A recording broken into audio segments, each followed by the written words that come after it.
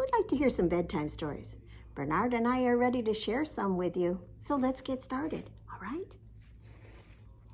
Our first one is called, Where Are My Books? This is written and illustrated by Debbie Redpath Ahi. Maybe it's pronounced Ohi.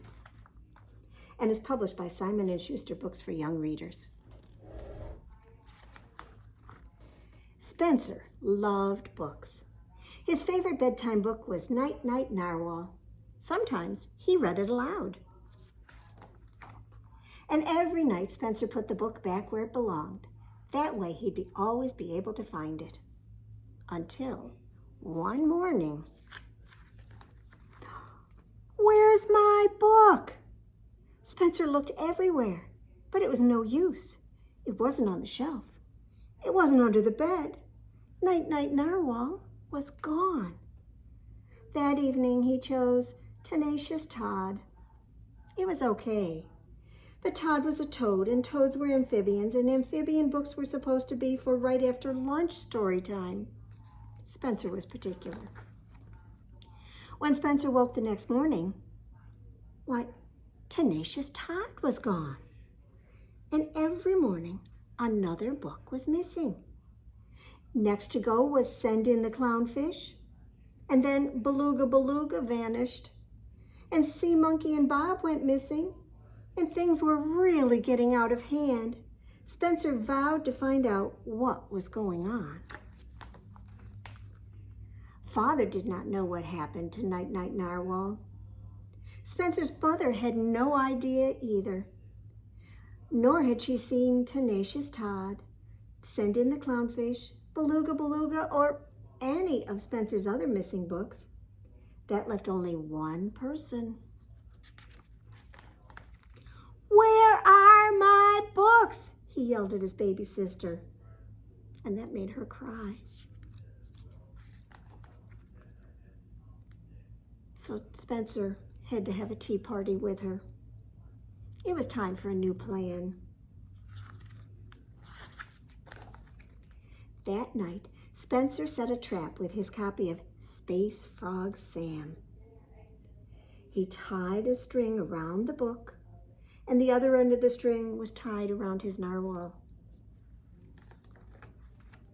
And the next morning, he saw the narwhal's tail. He saw the narwhal flying. It was time for Spencer to get his books back. "Where are my books?" he yelled.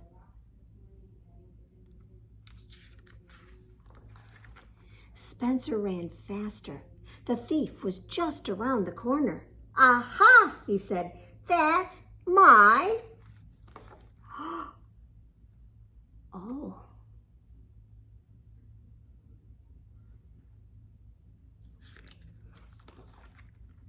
Spencer didn't know squirrels like to read.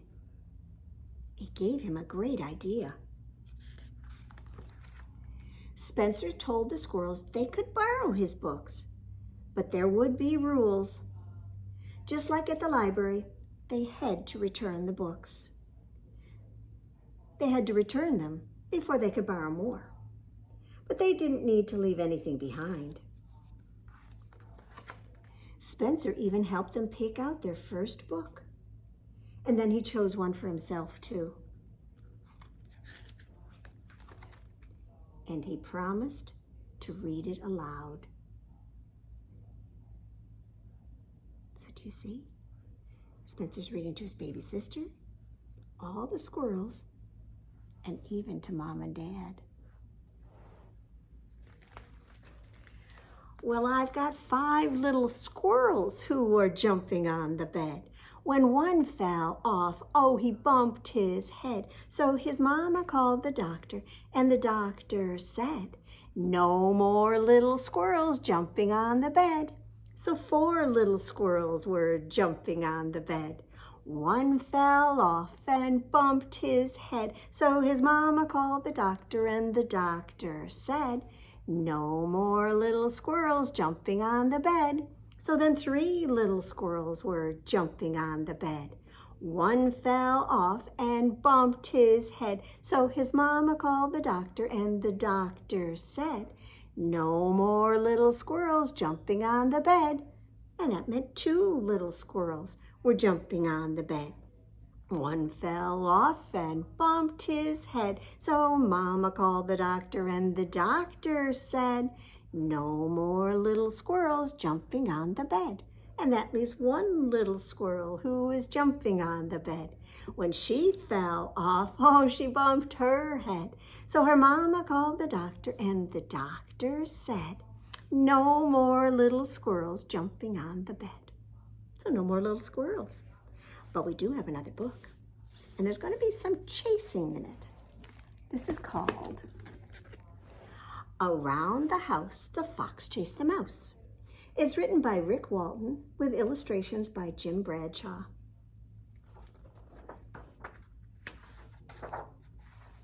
And it's published by Gibbs Smith. And it's about prepositions. Now, I don't know if you know what that word is. It says right here, preposition, a word that connects a noun or pronoun to other words to show the relationship between them. Let's read and find out. Around the house, the fox chased the mouse. Under the fence, bah. Into the barn, wee. Out the window, uh-oh. Through the chicken coop, quack, quack, quack, cock-a-doodle-doo. Beneath the tractor, bzzz. Across the field, moo. Beside the river, quack, quack. Up the tree, tweet, tweet, tweet. There's the mouse. Off the branch, whoa. Between the signs.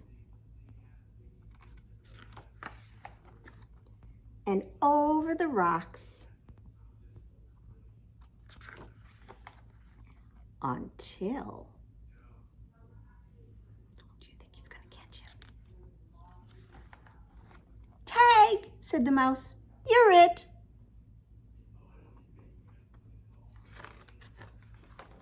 And then over the rocks, the mouse chased the fox. So they were just playing, weren't they? Good for them. All right, should we do another finger play? Can you shake, shake, shake your sillies out? Shake, shake, shake your sillies out. Shake, shake, shake your sillies out and wiggle your waggles away. Now can you clap, clap, clap your crazies out? Clap, clap, clap your crazies out. Clap, clap, clap your crazies out and wiggle your waggles away. Can you stretch, stretch, stretch your stretchies out? Stretch, stretch, stretch your stretchies out. Stretch, stretch, stretch your stretchies out and wiggle your waggles away. Can you stand up? Because it's time to jump, jump, jump your jiggles out. Jump, jump, jump your jiggles out. Jump, jump, jump your jiggles out and wiggle your waggles away. Can you yawn? Oh, yawn your sleepies out, yawn. Oh, oh, oh. Yawn your sleepies out, yawn. Yawn your sleepies out and wiggle your waggles away. Can you shake, shake, shake your sillies out? Shake, shake, shake your sillies out. Shake, shake, shake your sillies out and wiggle your waggles away. Well, let's have another story about some animals. I don't know if there's a fox. I don't know if there's a mouse, but this is a story called If All the Animals Came Inside. It's written by Eric Pindar and illustrated by Mark Brown. And it's published by Little Brown and Company. What do you see here? I see a giraffe and an elephant, a monkey. I think that's a tiger, or maybe a lion. Might be a lion. A kangaroo. And how about that one? I bet you know that one. A skunk. If all the animals came inside, my brother would cry, my sister would hide. My doggie would bark, the kitten would hiss, my parents would make funny faces like this. But I wouldn't look for a place to hide. I'd climb aboard for an elephant ride. Thump, rump, bang, bump. Oh, the walls would tremble, the windows would shake. Oh, what a terrible mess we would make. Now, when all the animals played hide and seek, I'd cover my eyes, but the monkeys would peek. They'd laugh and they'd point, they'd swing and they'd run. I'd hide with a hippo and have so much fun.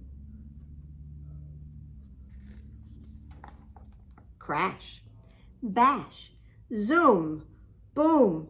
Oh, the walls would tremble, the closets would quake. Oh, what a terrible mess we would make. When all the animals wanted a snack, the skunk and the panda, and even the yak, would rush to the kitchen and chew up our food, Mom would tell them to stop being rude. Lunch, munch, burp, crunch. Oh, the walls would tremble, the dishes would break.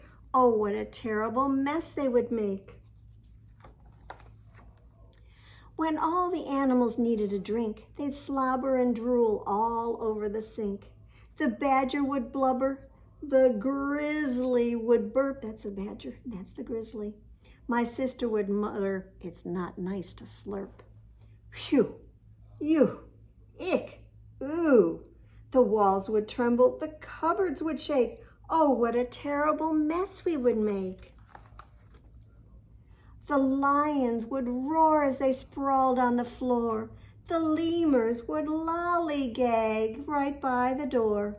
My dad would try to sit down in his chair, but he'd holler and whoop with a porcupine there. Ow, wow, ouch, youch. The walls would tremble, the sofa would break. Oh, what a terrible mess they would make. The gibbons would giggle, hyenas would laugh. The ostrich and I would go race the giraffe. We'd follow the bears as they ran up the stairs. We'd bounce on the beds and knock over chairs. Rumble, jumble, pounce, bounce. The walls would tremble, the dressers would shake. Oh, what a terrible mess we would make. At bath time, my daddy would stammer and stare. You can't take a bath with an octopus there. The faucet would leak, the bathroom would flood. Daddy would slip and he'd land with a thud. Splish, splash, slip, splat. The walls would tremble, the toilet would shake. Oh, what a terrible mess we would make. When all the animals wanted to play, they'd grab all my toys. They'd take them away, upstairs and downstairs and out in the hall. The chipmunks would draw with my paint on the wall. Oh, wibble, scribble, wipe, swipe. The walls would tremble, the crayons would break. Oh, what a terrible mess we would make. The bats would be dealing my cards on the ceiling. The squirrels would be squealing. The paint would be peeling. The rhinos downstairs would be watching TV. They'd stand in the way and leave no room for me, spilling the popcorn and causing a riot.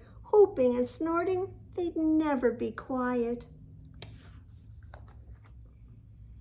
Why, every last creature would sleep in my bed with oodles of pillows, one for each head.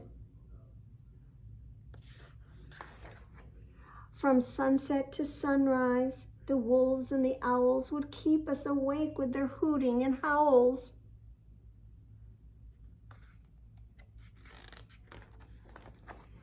We'd have nowhere to sleep, so we'd stretch and we'd yawn. We'd pack up our tent and go play on the lawn.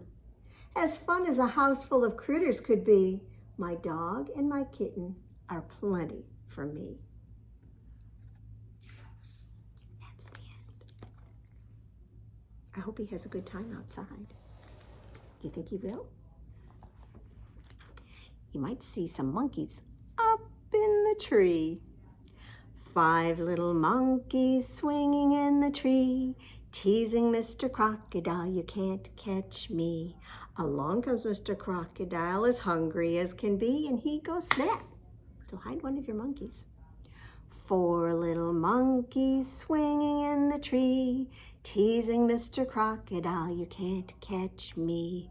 Along comes Mr. Crocodile, as hungry as can be, and he goes snap. So hide another monkey. 3 little monkeys swinging in the tree, teasing Mr. Crocodile, you can't catch me. Along comes Mr. Crocodile, as hungry as can be, and he goes snap. 2 little monkeys are swinging in the tree, teasing Mr. Crocodile, you can't catch me. Along comes Mr. Crocodile, as hungry as can be, and he goes snap. 1 little monkey is swinging in the tree, teasing Mr. Crocodile, you can't catch me. Along comes Mr. Crocodile, as hungry as can be, and he goes snap. So now no little monkeys are swinging in the tree. I'd better watch out so he won't catch me. Well, he had the perfect pets already, didn't he? He had a cat and a dog. He didn't really need all of those other animals. But this is a story about someone who is looking for a pet, the perfect dog. And this is written and illustrated by Kevin O'Malley. Inside it shows different kinds of dogs. This is published by Crown Books for Young Readers. My parents said we could get a dog, and I know the perfect dog. The perfect dog should be big, bigger, biggest. Maybe not this big. The perfect dog should be small, smaller, smallest. Ooh, maybe not this small. The perfect dog should have long hair. Longer. Longest. Whoops, maybe not this long. The perfect dog should not be too loud. Oh! Or too slobbery. The perfect dog should be fancy. Fancier? Fanciest? Oh, but maybe not this fancy. The perfect dog should be fast. Faster. Fastest. Whoa, maybe not this fast. The perfect dog should be snuggly. Snugglier. Snuggliest. Well, maybe not this snuggly. The perfect dog should not be too slow or too messy. So we went to get the perfect dog. And we finally decided the perfect dog should be happy. Happier? Happiest? But then, arf, arf, arf. The perfect dog found me. What a happy ending. Well, I think I've said this before. The only finger play I know about a dog is about the hot dogs.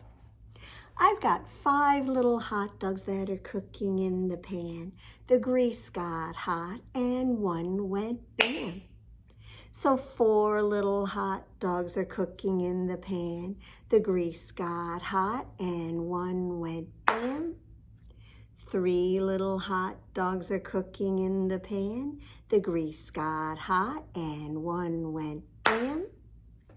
2 little hot dogs are cooking in the pan. The grease got hot and one went bam. 1 little hot dog is cooking in the pan. The grease got hot and the one went bam. No little hot dogs are cooking in the pan. The grease got hot and the pan went bam. Well, I think we've got time for one more. And let me just think here. I think we're going to have one called Gone with the Wand. This is by one of my favorites, Margie Palatini. It's illustrated by Brian A. Jar, and it's published by Orchard Books. Once upon a time, long, long ago, to be actual and completely factual, this fairy tale began 3 months ago last Thursday. If yours truly, Tooth Fairy Second Class Edith P. Cuspid, hadn't seen it with my own 2 peepers, I wouldn't have believed it myself. But there she was, all right. Yes, my dears, Bernice Sparklestein, once the best fairy godmother in the entire universe and beyond, was having a bad wand day. A very bad wand day. She wasn't even having luck stirring up a little tea for 2. Perhaps you dipped when you should have dunked, I suggested. Oh, I'm Kapoofsky is what I am, cried Bernice. Edith, I think my wand is gone. I almost choked on my crumpet. What? Bernice Sparklestein gone with the wand? Oh, rubbish. Why, her work was legendary. The stuff stories were made of, and she had the pictures to prove it. Gone with the wand? Utter nonsense. I told Bernice to just get out there and give that wand another whirl. Shoulders back, feet forward, the big wind up. Yes, well, perhaps she was even rustier than we both imagined. Frankly, it looked like she didn't even have enough bibbity left in her to scalacadoo one more pumpkin. Yes, those glory, fire-breathing dragon days were over all right. I should have gone into your line of work, Edith. Tooth fairies are always busy. I know everyone believes the nightlife is glamorous, but all that tiptoeing is not easy on the feet, I can tell you. Why, look at this bunion. And Bernice winced at my big toe. Can you see it? Does not look good. Oh me, oh my, I don't think I could handle that sort of work, Edith. Whatever am I going to do now? Well, that was a very good question. Of course, barely passing my wisdom tooth test myself, it was not one I was able to answer on such short notice. But then, don't you know, suddenly a decidedly divine idea popped into the old cranium.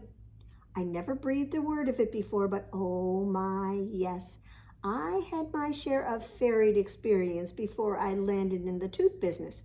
Dozens and dozens, well, just eons of doing this or that. My closets and trunks were filled with old uniforms and falderall. Maybe Bernice could try them on for size to see if any fit her fantasy. So we winged it right over to my place. Fairy dusting. Positively charming, you know, Bernice. Everyone can use a little magic sprinkle now and then. Bernice tied on the apron and headed up, up and away. She was back in 10 minutes. I think I'm allergic to dust. Ha, ha, ha. I handed her a hanky and we went back to the closet. Choo! Now, here is a simply spectacular sparkler, I said, pulling out another little number from the closet. Snow fairy. Creating snowflakes is so creative, my dear. Oh, fancy schmancy, agreed Bernice, getting ready for takeoff number 2. She was back in 10 minutes. My wings iced up over buffalo. We brushed off the flakes and went back to the closet. Aha! This sugar plum look is totally marvelous, I said. And besides, no one can resist a candygram. I can tell you from experience, everyone's got a sweet tooth. So ta-ta and toodaloo. Bernice headed out and up. She was back in 5 hours and 10 minutes. I ate the merchandise, she confessed, bursting out of her sugar plums. And my dear, that was not pretty. I'm a failure, Bernice said tearfully. Oh, pooh, I said with a hug. So you're not a duster, a flaker, or big with the bonbons. Don't you worry. We'll find a job that's perfect for you yet. Bernice wiped a tear. Really? But of course, I told her. I fibbed. Truthfully, what does a fairy godmother do when her wand is really gone? And who gives a wish to a wishmaker? Granted, I was only a plain old ordinary pillow tooth plucker, but I knew I had to think of something to help my best friend, and fast. So I thought and pondered. I pondered and thought. And then I just pondered. Why, I pondered so much, I was pooped. And before I knew it, I nodded off for 40 winks myself, and then, aha! I woke up with a snort, a bit embarrassing, chin drool, and I was late for work, but I had one wonderful dream of a plan, even if I do say so myself. Step 1, wake-up call. Bernice, I need your help tonight with the tooth taking. Do you mind? Bernice yawned. Huh? Check. Step 2, let the tisking begin. Edith, this child is untucked. Indeed, Bernice, I see it every night. Arms poking out from under the covers here, toes sticking out from under the blankets there. Double check. Step 3, more toes, more tisking. Oh dear, oh dear, oh dear. Triple check. By the time my shift ended, Bernice was extremely perturbed and her tongue was very tired from all that tisking. My plan could not have been working better. Edith, don't moms and dads do bedtime tucking anymore? I dropped my bicuspid bag and rubbed my aching tippy toe. Well, of course they do. But after all, kids will be kids. They wiggle, squirm, they get untucked. Little tootsies get chilled. The tots wake up crying. Moms and dads lose sleep. The Sandman is off schedule and I'm working overtime. It's a most serious problem, all right. Oh, yes, I can see that, said Bernice with a knowing nod. But can't something be done? Step 4, a little Edith B. Cuspid magic, not to mention superb acting. I sighed a long, long, very long sigh. Oh yes, if only someone, somewhere, had the answer to this terrible untucking situation. But who? Where? How? Bernice began thinking. There was a glint in her twinkle, a flick in her flutter. The sparkle in Sparklestein was making a comeback. Check, check, check, check. And the very next morning, over a cup of cocoa, Bernice was all aflutter.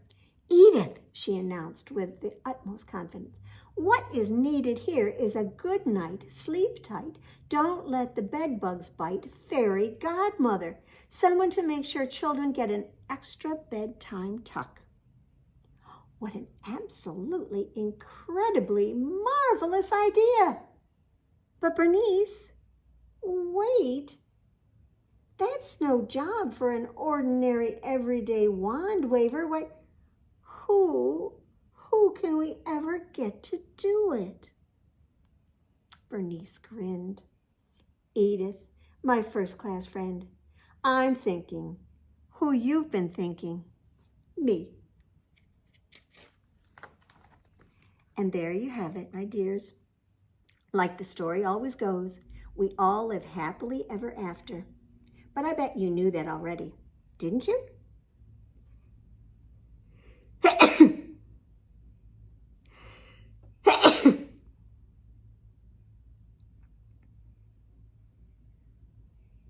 The end. What can you get out your bubble gum? Reach in your pocket, pull it out, unwrap it if it has a wrapper, and pop it in your mouth. Chew it up all soft and squishy. Spit it in your hand and clap your other hand on top. And we've got sticky, sticky bubble gum, sticky, sticky bubble gum, sticky, sticky bubble gum, stick it on your nose. On stick. Sticky, sticky bubble gum, sticky, sticky bubble gum, sticky, sticky bubble gum, stick it on your shoulder. On stick. Sticky, sticky bubble gum, sticky, sticky bubble gum, sticky, sticky bubble gum, stick it on your chin. On stick.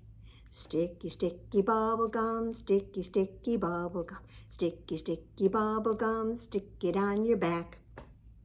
On stick. Sticky, sticky bubble gum, sticky, sticky bubble gum, sticky, sticky bubble gum, stick it on your cheek. On stick. Sticky, sticky bubble gum, sticky, sticky bubble gum, sticky, sticky bubble gum, stick it on your knee. On stick. Sticky, sticky bubble gum, sticky, sticky bubble gum, sticky, sticky bubble gum, stick it on mom or dad. On stick. Sticky, sticky bubble gum, sticky, sticky bubble gum, sticky, sticky bubble gum. Time to throw it in the trash. And let's get ready for our flannel board.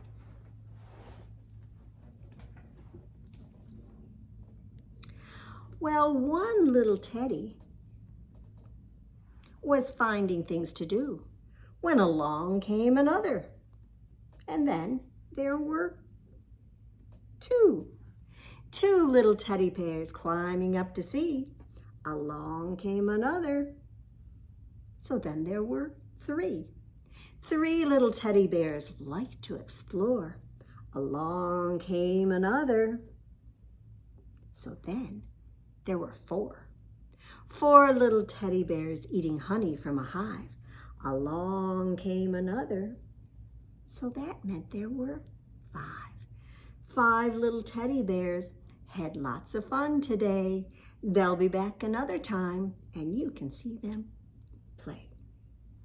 Just a quick one. And to get you ready, if you're not already in your jammies, we're going to have our last story by Sandra Boynton called Pajama Time. And this one is published by Workman Publishing. Look at them all in their jammies. Well, the moon is up. It's getting late. So let's get ready to celebrate. It's pajama time. Pull on the bottoms, pull on the top. Get yourself set to pajama dee-bop. It's pajama time. Now some are old And some are new, some are red, that's Bernard, and some are blue.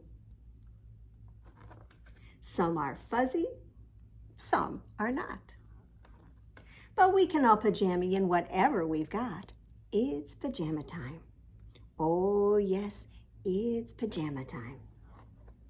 Now some are pink and some are green and some are the ugliest we've ever seen. They might be stripy or polka dot, but we can all pajama in whatever we've got. It's pajama time.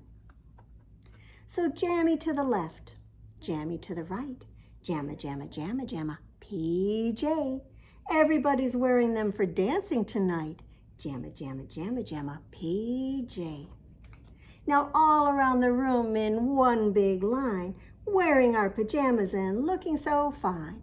It's pajama time.